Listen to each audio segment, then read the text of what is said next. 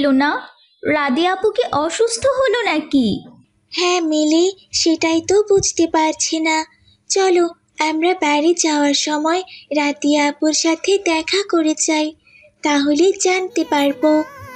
থাকো প্রভু, আমি জানি তবু তোমার। আসসালামু আলাইকুম রাতিয়া আপু। ওয়ালাইকুম আসসালাম। আরে ফাতেমা, তোমরা সবাই কেমন আছো? আলহামদুলিল্লাহ, আমরা সবাই ভালো আছি আপু। তোমরা কি তোমাদের বাসার জন্য আরো নতুন ফার্নিচার কিনে আনলে নাকি? না ফাতেমা, এই ফার্নিচারগুলো কিনে আনা হয়নি। আমাদের বাসারই ফার্নিচার এগুলো। ওই পিকআপ ভ্যানটায় ওঠানো হচ্ছে। কেন আপু, ফার্নিচারগুলো পিকআপ ভ্যানে ওঠানো হচ্ছে কেন? আপু, এই ফার্নিচারগুলো কি পুরাতন হয়ে গেছে? তোমরা কি এগুলো ফেলে দিতে চাচ্ছ? ফাতেমা, ফার্নিচারগুলো ফেলে দিতে যাচ্ছে না। আসলে ফার্নিচারগুলো নিয়ে আমরা অন্য বাসায় চলে যাচ্ছি। অন্য বাসা মানে? ঠিক বুঝলাম না, কোথায় আপু? আসলে হয়েছে কি ফাতেমা, আমার আব্বুর এখান থেকে ট্রান্সফার হয়ে যাচ্ছে, তাই আমরা আর এই মহল্লায় থাকছি না। আমরা এখন ঢাকায় চলে যাচ্ছি। ঢাকাতেই আব্বুর পোস্টিং হয়েছে। কি বলছো রাদিয়া আপু? তোমরা ঢাকায় চলে যাচ্ছ? তোমার জন্য খুব খারাপ লাগছে আপু। তোমাকে খুব মিস করব আমরা। মিলি, আমিও তোমাদের খুব মিস করব। তোমাদের সাথে কাটানো সময়গুলো আমার সারা জীবন মনে থাকবে।